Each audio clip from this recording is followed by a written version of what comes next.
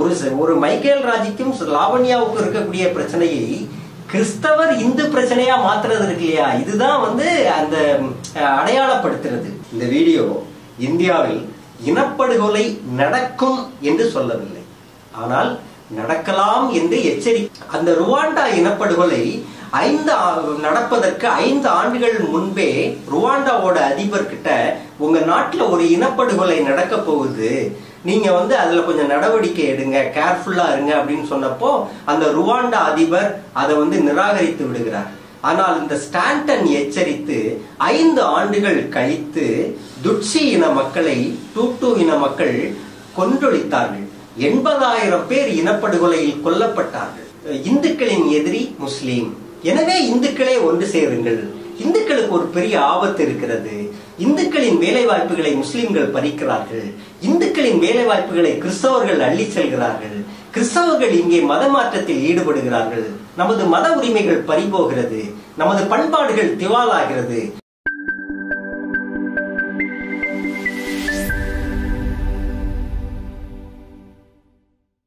வணக்கம். இந்தியாவில் இனப்படுகொலை நடக்கலாம் அப்படிங்கிற மாதிரி ஒரு முக்கியமான டிபேட் வெளியாகிருக்கு. இந்தியாவின் மிக முக்கியமான ஊடகமான தி வயர் ஊடகத்துல கரண் தாப்பரும் அமெரிக்காவை சேர்ந்த மிக முக்கியமான மனித உரிமை ஆர்வலரான கிரெகோரி ஸ்டாண்டன் அவர்கள் இணைந்து இருவரும் நடத்தின ஒரு உரையாடல் தான் இந்த வீடியோ. இந்த வீடியோ இந்தியாவில் இனப்படுகொலை நடக்கும் என்று சொல்லவில்லை, ஆனால் நடக்கலாம் என்று எச்சரிக்கிறது. புரியுதுங்களா? இந்த வித்தியாசத்தை புரிஞ்சுக்கணும். ஏதோ இந்தியாவில் ஒரு இனப்படுகொலை பயங்கரமா நடக்க போகுதுன்னு சொல்லிட்டாங்க, நடக்கும்னு சொல்லிட்டாங்க, ஏதோ இந்தியாவில் பயங்கரமான ஒரு இனப்படுகொலை நடக்கும் அப்படின்னு சொல்லிட்டாங்க அப்படின்லாம் யாரும் பரப்பக்கூடாது. நடக்கும் அப்படின்னு அவங்க சொல்லல, நடக்கலாம், ஒருவேளை நடக்கலாம், நடப்பதற்கான சூழல் இருக்கிறது அப்படின்னு பல்வேறு சூழல்களை அவங்க சுட்டி காட்டியிருக்காங்க. இந்த பேட்டி கரண் தாப்பர் என்ன காரணத்திற்காக கிரெகோரி ஸ்டாண்டன் அவர்களை ஒரு நேர்காணல் செய்கிறார் அப்படின்றது ரொம்ப முக்கியம். அதுக்கு நீங்க கிரெகோரி ஸ்டாண்டன் பத்தி முதல்ல தெரிஞ்சுக்கணும். அவரு சில வாரங்களுக்கு முன்னால் அமெரிக்க காங்கிரசுக்கு ஒரு கடிதம் எழுதுகிறார். அந்த கடிதத்தில் இந்தியாவில் இனப்படுகொலை ஒன்று நடக்கலாம், எனவே அமெரிக்க காங்கிரஸ்ல முன்கூட்டியே ஒரு தீர்மானம் கொண்டு ஜோ பைடன் இந்திய அரசை எச்சரிக்கும் விதமாக ஒரு விஷயத்தை பண்ணலாம் அப்படின்னு ஒரு கடிதம் எழுதினார். பிரதமர் மோடி அவர்களை இப்படி உங்க நாட்டுல நடக்கலாம், அதுக்கான ஒரு சூழல் இருக்கு, அதை நாங்க சுட்டி காட்டுறோம் அப்படின்னு சொன்னா இந்திய அரசு கொஞ்சம் கவனமா இருக்கும்ல, அந்த மாதிரி ஒரு நோக்கத்தோட தான் இந்த கடிதத்தை கிரெகோரி ஸ்டாண்டன் அமெரிக்க காங்கிரசுக்கு அனுப்புறாரு. இந்த விவகாரத்துக்காகத்தான் தி வயர் சார்பில் அவரை நேர்காணல் பண்றாரு. இதுதான் அதோட அடிப்படை. கிரெகோரி ஸ்டாண்டன் யார் அப்படின்னா உலக அளவில் செயல்படக்கூடிய மிக முக்கியமான ஒரு மனித உரிமை ஆர்வலர். அவர் ஜெனோசைட் வாட்சோட ஃபவுண்டர். இதுக்கு முன்னாடி அவரு ரொம்ப முக்கியமான பணிகள்னா இனப்படுகொலை இந்த உலகில் எங்கெல்லாம் நடந்ததோ அங்க எல்லாமே இந்த ஸ்டாண்டன் ரொம்ப அழுத்தமாக பணி செய்திருக்கிறார். ருவாண்டா இனப்படுகொலை, அந்த ருவாண்டா இனப்படுகொலை நடப்பதற்கு 5 ஆண்டுகள் முன்பே ருவாண்டாவோட அதிபர் கிட்ட உங்க நாட்டுல ஒரு இனப்படுகொலை நடக்க போகுது, நீங்க அதுல கொஞ்சம் நடவடிக்கை எடுங்க, கேர்ஃபுல்லா இருங்க அப்படின்னு சொன்னப்போ அந்த ருவாண்டா அதிபர் அதை நிராகரித்து விடுகிறார். ஆனால் இந்த ஸ்டாண்டன் எச்சரித்து 5 ஆண்டுகள் கழித்து துட்சி இன மக்களை டூட்டு இன மக்கள் கொன்றொழித்தார்கள். 80,000 பேர் இனப்படுகொலையில் கொல்லப்பட்டார்கள். 1994ஆம் ஆண்டு ருவாண்டாவில் சில மாத இடைவேளையில் 80,000 துட்சி இன மக்கள் படுகொலைக்குள்ளாகிறார்கள். துட்சி என்பதாலேயே அவர்கள் கொல்லப்படுகிறார்கள். ருவாண்டாவில் துட்சி டூட்டு அப்படின்ற 2 இன மக்கள் வாழ்கிறார்கள். இதில் துட்சிக்கள் மீது டூட்டுக்கள் தொடர்ந்து வெறுப்பை கக்கி வருகிறார்கள்.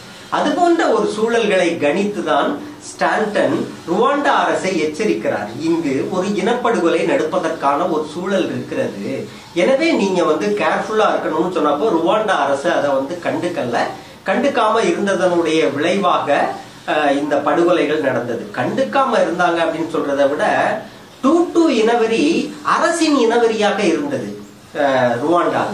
எப்படி இலங்கையில் சிங்கள இனவரி அரசு இனவரியாக, அரசு பேரினவாதமாக இருக்கிறதோ, அதே போன்று ருவாண்டாவில் அந்த டூட்டு இனவரி என்பது அரசின் ஆதரவோடு வளர்க்கப்பட்ட ஒன்றாக இருக்கிறது. இதையெல்லாம் கணிச்சுதான் அவர் வந்து எச்சரிக்கிறார். இதை கண்டுகொள்ளாமல் இருந்த காரணத்தால் டூட்டு இன மக்கள் 80,000 துட்சிகளை வந்து படுகொலை செய்கிறார்கள். அதன் பிறகு ஸ்டாண்டன் அவர்கள் நிறைய அதுல பணி செய்யறாரு. அதுக்கு இன்னைக்கு ஓரளவுக்கு நீதியும் வந்து கிடைச்சிருக்கு. இதுதான் அவரோட பேக்ரவுண்ட்.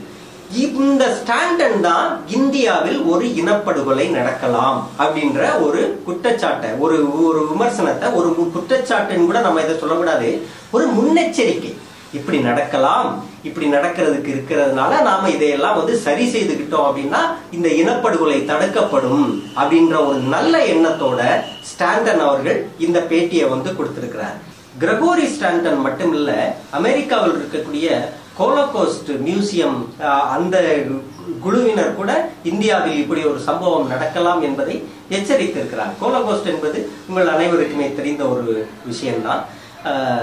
ஜனநாயகம் ஒரு நாட்டுல பெயரளவுக்கு இருந்தால் மட்டும் போதாது, அது வந்து செயல்படக்கூடிய இடத்துல வந்து இருக்கணும் அப்படின்னு சொல்ற இந்த குழுவினர் உலக அளவில் இனப்படுகொலை நடப்பதற்கான சாத்தியமுள்ள நாடுகளில் 2வது இடத்தில் இந்தியா இருப்பதாக மிக முக்கியமாக குறிப்பிடுகிறார்கள். உலக அளவில் இனப்படுகொலை நடப்பதற்கான சாத்தியங்கள் இருக்கக்கூடிய நாடுகளில் இந்தியாவுக்கு எத்தனாவது இடம்? 2வது இடம். இது மிக முக்கியமான ஒரு அபாயகரமான ஒரு எச்சரிக்கை. இதுல ஜனநாயக சக்திகளும் சிவில் உரிமைகளை நேசிக்கக்கூடியவங்களும் மனிதத்தையும் மனித உரிமைகளையும் நேசிக்கக்கூடியவங்களும் இதுல கான்சென்ட்ரேட் பண்ணணும். இது ரொம்ப முக்கியமான ஒரு விஷயமா இருக்கு. அப்போ இந்த ஏன் இது நடக்கும் அப்படின்னு அதுக்கு சில சிம்டம்ஸ் சொல்றாங்க. இப்போ வந்து ஒரு நோய், நமக்கு கேன்சர் வருதுன்னா கேன்சருக்கு உண்டான சில அறிகுறிகள் இருக்கும். நமக்கு ஒரு வேற ஏதோ ஒரு நோய் வருது அப்படின்னா அந்த நோய்க்கு உண்டான அறிகுறிகள் இருக்கும். கொரோனாவுக்கு கூட அறிகுறிகள் இருக்கு, ஒமைக்ரானுக்கு கூட அறிகுறிகள் இருக்கு. அதுபோல இனப்படுகொலை என்னும் கொடிய மனிதர்களை அழித்தொடிக்கக்கூடிய அந்த நோய்க்கு சில அறிகுறிகள் இருக்கு. இந்த அறிகுறிகளை இலங்கையிலையும் பார்க்க முடியும், ருவாண்டாவுல துட்சிகள் கொல்லப்பட்ட விஷயத்திலையும் பார்க்க முடியும். அது இப்போ இந்தியாவிலும் தென்படுவதாக அவர்கள் சொல்கிறார்கள். அப்ப இந்த இனப்படுகொலை நடக்கலாம் அப்படிங்கிறதுக்கான சிம்டம்ஸா அவங்க முதலா சொல்றது குடிமக்களை வேறுபடுத்தி பார்ப்பது முதல் சிம்டம்ஸ் அப்படின்னு சொல்றாங்க. வேறுபடுத்தி பார்க்கறதுனா என்ன அப்படின்னா, நாம அவர்கள்னு பேசுறது, நாம் அப்படின்னு பேசுறது. நாம் அப்படின்னு பேசினாலே அங்க இன்னொருத்தன் இருக்கான், அவர்கள் அப்படின்ற ஒரு குரூப் இருக்காங்க. முஸ்லிம்கள் அப்படின்னு வேறுபடுத்தி பார்க்கறது, கிறிஸ்தவர்கள் அப்படின்னு வேறுபடுத்தி பார்க்கறது. இந்த வேறுபடுத்துதல் ஒரு நாட்டில் ரொம்ப முக்கியமான ஒரு சிம்டம்ஸா வந்து கருதப்படுது. கிட்டத்தட்ட 20 ஆண்டுகள் அந்த டீம் வந்து இந்தியாவில் நடந்த வெவ்வேறு விஷயங்களை வாட்ச் பண்ணி தான் இந்த விஷயத்த வந்து சொல்றாங்க. அதுல அவங்க சொல்லக்கூடிய மிக முக்கியமான விஷயம், வேறுபடுத்தி பார்க்கக்கூடிய இந்த எண்ணம் பரவலாக பரவுவது அப்படின்றத அவங்க பாக்குறாங்க. 2வது முக்கியமான விஷயம் சிம்பிளைசேஷன். அதாவது இதுல என்ன சொல்றது, இந்த ஒருத்தங்களை வந்து கட்டங்கட்டி சிம்பிள் பண்றது, இவங்க இப்படித்தான் இருப்பாங்க அப்படின்ட்டு. அப்போ யாரை இங்க கட்டம் கட்டுறாங்க அப்படின்னு பாத்தீங்கன்னா முஸ்லிம்களா அவன் ஜிகாதி, முஸ்லிம்களா அவன் பாகிஸ்தானி, முஸ்லிம்களா அவன் பயங்கரவாதி, அவன் வெடிகுண்டு வைப்பா. இப்படி பொதுவான ஒரு சமூக நீரோட்டத்தில் இருந்து அவர்களை வேறுபடுத்தி அந்நியப்படுத்தி சிம்பிள் பண்றது, முத்திர குத்துறது. இதுதான் இங்க நடக்குது. கிறிஸ்தவர்களா மதம் மாத்துவாங்க. தஞ்சாவூர்ல ஏதோ ஒரு லாவணியான ஒரு பொண்ணு வந்து வார்டனோட வந்த பிரச்சனையில வந்து இறந்திருக்கு. அதுல வந்து மதமாற்றம்னு பேச ஆரம்பிக்கிறாங்க. இதுதான் இனப்படுகொலைன்னு அவங்க சுட்டி காட்டக்கூடிய அந்த அறிகுறிகள்ல 2வது இருக்கக்கூடியது இதுதான். அதாவது ஒரு லாவண்யா படிக்கக்கூடிய ஒரு பள்ளியில மைக்கேல்னு சொல்லியோ இல்ல வந்து பிரான்சிஸ் அப்படின்னு சொல்லியோ இல்ல சகாயமேரின்னு சொல்லியோ ஒருத்தவங்களோட பிரச்சனை இருக்கும். ஒரு சகாயமேரிக்கும் லாவண்யாவுக்கும் இருக்கக்கூடிய பிரச்சனையை, ஒரு மைக்கேல் ராஜிக்கும் லாவண்யாவுக்கும் இருக்கக்கூடிய பிரச்சனையை கிறிஸ்தவர் இந்து பிரச்சனையா மாத்துறது இருக்கு இல்லையா, இதுதான் வந்து அந்த அடையாளப்படுத்துறது அப்படின்றது. இது வந்து 2வது சிம்பல் அப்படின்னு சொல்றாங்க. இனப்படுகொலை நடப்பதற்கான 2வது சிம்பலாக இதை சொல்ல. இதை நாம கிட்டத்தட்ட தமிழ்நாட்டிலேயே இப்ப பார்க்க முடியுது. ஏதாவது சின்ன பிரச்சனைகள் வந்தா கூட அதை வந்து மத ரீதியாக மாற்றி பார்க்கக்கூடிய போக்கு வந்து இங்கேயும் வந்து வளர்ந்துட்டு. 3வது மிக முக்கியமான விஷயம் பாகுபாடு பார்க்கறது. அதாவது பாகுபாடு பார்க்கறதுங்கிறது நம்ம நாட்டுல ரொம்ப அதிகமாவே இருக்கு. உதாரணத்துக்கு அவங்க சொல்றது குடியுரிமை திருத்த சட்டத்தை சொல்றாங்க. அதாவது முஸ்லிம்களை மட்டும் குடியுரிமை திருத்த சட்டத்திலிருந்து விலக்கி வைக்கிறது, குடிமக்களை புனிதப்படுத்துறது, வாக்காளர்களை புனிதப்படுத்துறது. இந்த குடிமக்களை நாங்கள் புனிதப்படுத்துறோம் அப்படின்னாலே அங்க சோலி முடிஞ்சுது. அங்க யாரோ ஒருத்தங்களை நீங்க விலக்கி வைக்க போறீங்க அப்படின்றது அர்த்தம். இதையும் மிக முக்கியமா சுட்டி காட்டுறாங்க. இந்த பாகுபாடு காட்டுறது அப்படிங்கிறதையும் மிக முக்கியமா இந்த ஸ்டாண்டன் சுட்டி காட்டுறாரு. அடுத்தது மிக முக்கியமா அவங்க சொல்றது போலரைசேஷன், அதாவது மக்களை திரட்டுவது. எப்படி திரட்டுறாங்க அப்படின்னாக்க, இந்துக்களின் எதிரி முஸ்லீம், எனவே இந்துக்களே ஒன்று சேருங்கள், இந்துக்களுக்கு ஒரு பெரிய ஆபத்து இருக்கிறது, இந்துக்களின் வேலை வாய்ப்புகளை முஸ்லிம்கள் பறிக்கிறார்கள், இந்துக்களின் வேலை வாய்ப்புகளை கிறிஸ்தவர்கள் அள்ளி செல்கிறார்கள், கிறிஸ்தவர்கள் இங்கே மத மாற்றத்தில் ஈடுபடுகிறார்கள், நமது மத உரிமைகள் பறிபோகிறது, நமது பண்பாடுகள் திவாலாகிறது, நாம் கட்டி காத்து வந்த பாரம்பரியம் மண்ணோடு மண்ணாக சரிந்து கொண்டிருக்கிறது கிறிஸ்தவத்தால், இப்படின்னு சொல்லி போலரைசேஷன் பண்ணுவாங்க, திரட்டுவாங்க. இந்துக்களை ஒருங்கிணைக்கும் போது, இந்துக்கள் அதுல ஒருங்கிணையும் போது அது இனப்படுகொலைக்கான ஒரு முக்கியமான கருவியாக ஸ்டாண்டன் குறிப்பிடுகிறார். இந்தியாவில் இது நடக்குதா அப்படின்னா, இவர் சுட்டி காட்டின எல்லா விஷயங்களும் நடக்குது. மிக முக்கியமாக இந்த போலரைசேஷன் மிக நுட்பமாக, மிக அழகாக, செறிவாக, அடர்த்தியாக இந்தியா முழுமைக்குமாக நடக்கிறது. இந்த போலரைசேஷனில் மிக முக்கியமாக வலதுசாரி பாசிஸ்டுகள் வெற்றியும் பெற்றிருக்கிறார்கள். மிக முக்கியமா பார்க்க வேண்டியது அதுதான். இதுல அவங்க தோத்து போகல. இந்த மாதிரி போலரைசேஷன் பண்ணும்போது மிக முக்கியமாக வலதுசாரிகள் வென்ற வரலாறு இந்தியாவில் இருக்கிறது, நாம கண்ணெதிரிலேயே இருக்கு. நாம இதையும் அவரு மிக முக்கியமா சுட்டி காட்டுறாரு. ஐந்தாவதாக ஃபால்ஸ் ப்ரொபகண்டா. இதை ரொம்ப அழகா சொல்றாரு பாருங்க. அதாவது நாம என்னென்ன காரணங்களை எல்லாம் வச்சு இந்தியாவில் நாம இந்த வலதுசாரி பாசிசம் வளருதுன்னு பாக்குறோமோ, அதையே மிக அழகாக அவர் சுட்டி காட்டுகிறார். ஃபால்ஸ் ப்ரொபகண்டா, முஸ்லிம்களை பற்றி வதந்திகளை பரப்புவது, முஸ்லிம் பெண்களை ஏலம் விடுவதாக சொல்லி மிரட்டுவது, அசிங்கப்படுத்துவது, அதுபோல இந்து பெண்களை முஸ்லிம்கள் கவர்ந்து சென்று கொண்டு விட்டார்கள், ரேப் செய்து விட்டார்கள் அப்படின்னு வதந்திகளை பரப்பி கலவரங்கள் உருவாக்குறது. முசாஃபர் நகர் கலவரம் வாட்ஸ்அப்ல பரவுன வதந்திகள் மூலமாக உருவானது. கிட்டத்தட்ட 50க்கும் மேற்பட்டவர்கள் கொல்லப்பட்டார்கள். இந்த வதந்திகள் மூலமாக கலவரங்களை உருவாக்குவது, கட்டுக்கதைகளை பரப்புவது, லவ் ஜிஹாத் எல்லாம் இங்கு பரப்பப்பட்ட மிகப்பெரிய கட்டுக்கதை. இப்போதும் உத்தரப்பிரதேச தேர்தலில் லவ் ஜிஹாத் முக்கியமான ஒரு பேசு பொருளா இருக்கு. ஆக மொத்தத்தில் இந்த ஃபால்ஸ் ப்ரொபகண்டா அப்படின்றது பாசிஸ்டுகளின், வலதுசாரிகளின் முக்கியமான ஒரு அம்சமாக இருக்கு. அதையும் இந்த ஸ்டாண்டன் சுட்டி காட்டுகிறார். இது இந்த இப்படி ஒரு 5 பாயிண்ட்களை மிக முக்கியமாக ஒரு நாட்டில், இந்தியாவில் இனப்படுகொலை நடக்கலாம், அதற்கான காரணங்கள் இவை என்று 5 காரணங்களை ஸ்டாண்டன் சுட்டி காட்டுகிறார். மிக முக்கியமாக நாம் பார்க்கக்கூடிய, அவர் சுட்டி காட்டி இருக்கக்கூடிய இந்த விஷயங்கள் அனைத்தையுமே நாம் இந்தியாவில் பார்த்து கொண்டிருக்கிறோம் அப்படின்றதுதான் யதார்த்தமான ஒரு நிலையா இருக்கு. இப்போ ஒரு இனப்படுகொலை நடப்பதற்கான 5 காரணங்களை சுட்டி காட்டுறாங்க. அப்போ கரண்ட் டாப்பர் அவங்கள்ட்ட கேட்கிறாரு, இது உள்நோக்கம் உடையதா, இது இந்தியாவுல பரபரப்பை கிளம்பணும் அப்படிங்கிறதுக்காக பண்றீங்களா அப்படின்லாம் கேட்கும்போது அவங்க சொல்றாங்க, இல்ல, நாங்க 20 ஆண்டு காலம் இந்தியாவை வாட்ச் பண்ணியிருக்கோம்.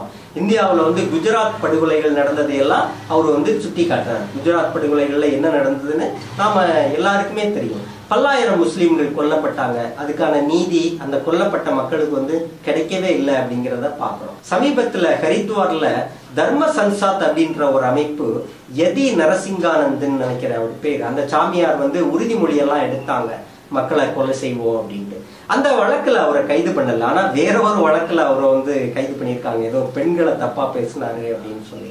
இந்த கேஸை சுட்டி காட்டி இதை வச்சு நீங்க இப்படி இந்தியாவில் இனப்படுகொலை நடக்குமா அப்படின்னு சொல்றீங்களா அப்படின்னு கரண்ட் டாப்பர் கேட்டதுக்கு, அதுக்கும் அவர் இல்ல, இதை மட்டுமே வச்சு சொல்லல அப்படின்னு சொல்றாரு. இங்க தொடர்ச்சி, இனப்படுகொலை என்பது ஒரு நிகழ்வு அல்ல, ஒரு சம்பவம் அல்ல, திடீரென நடக்கும் ஒன்றல்ல, அது ஒரு ப்ராசஸ், அது ஒரு பயிற்சி. தொடர்ந்து மாதம் வார வாரம் பயிற்சி கொடுத்து தயார் செய்கிறார்களோ அதுபோன்று இனப்படுகொலை என்பது ஒரு நீண்டகால பயிற்சி. இந்தியா நீண்டகால பயிற்சிக்குள்ளாக்கப்பட்டிருக்கிறது இனப்படுகொலைக்காக அப்படின்றது தான் அவரு ஸ்டாண்டன் சுட்டி காட்ட விரும்புறாரு. நாம வாழக்கூடிய இந்த சமூகத்தில் ஒரு இனப்படுகொலைக்கான பயிற்சியில் ஒரு குழுவினர் ஈடுபட்டு இருக்கிறார்கள் அப்படிங்கிற உண்மைதான் ஸ்டாண்டன் சொல்லக்கூடிய உண்மை. இந்த உரையாடலின் கடைசியா ஒன்ன சுட்டி காட்டுறாரு. மார்ட்டின் லூதர் கிங் ஜூனியர் சொன்ன ஒரு வார்த்தைய, ஒருவன் எனக்கு எதிராக பேசுகிறான் என்பதாலேயே அவன் எனக்கு எதிராக செயல்படுறான் அப்படின்றது இல்ல, அவன் அமைதியா இருக்கும் போதே எனக்கு எதிராக தான் இருக்கிறான் அப்படின்றது தான் அவங்க அந்த உரையாடல்ல வந்து சுட்டி காட்டுற. இப்போ இந்தியாவிலையும் இது போன்ற அமைதி இருக்கா அப்படின்னா, எவ்வளவோ தாக்குதல்கள், எவ்வளவோ மோசமான வசவுகள், வதந்திகள், ஃபால்ஸ் இன்ஃபர்மேஷன்கள் பரப்புறாங்க. சிறுபான்மை மக்களுக்கு எதிராக அவ்வளவு தாக்குதல்கள் நடக்கு. ஆனா எந்த இடத்துலையுமே அதற்கு ஆதரவான ஒரு குரலோ அந்த மக்களுக்கு ஆதரவான ஒரு விஷயங்களோ எங்குமே வந்து இல்லை. இந்த அமைதிதான் இனப்படுகொலைக்கு மிக முக்கியமான ஆதரவு. இதைத்தான் நாம வந்து புரிஞ்சுக்கணும். தி ஒயர் அப்படிங்கிற மீடியா தான் இதை வெளியிட்டு இருக்காங்க. புகழ்பெற்ற ஊடகவியலாளர் சித்தார்த் வரதராஜன் அவருடைய இணையதளம் தான் தி ஒயர் டிஜிட்டல் பிளாட்ஃபார்ம். அவர் வந்து மிக முக்கியமான ஒரு ஜேர்னலிஸ்ட். ஏற்கனவே நமக்கு தெஹல்கான் ஒரு மீடியா இருந்தது, அதை வந்து எதோ சொல்லி அதை ஊத்தி மூடிட்டாங்க. இப்போ தி ஒயர் மேலையும் விரைவில் ஒடுக்குமுறைகள் வந்து இருக்கலாம், கரண்ட் ஆப்பர் மேலையும் ஒடுக்குமுறைகள் இருக்கலாம். இது போன்ற சுதந்திரமான ஊடகங்களை நாம வந்து ஆதரிக்கணும். என்னோட ஸ்ட்ராங் டி சேனலை சப்ஸ்கிரைப் பண்ணுங்க. வணக்கம்.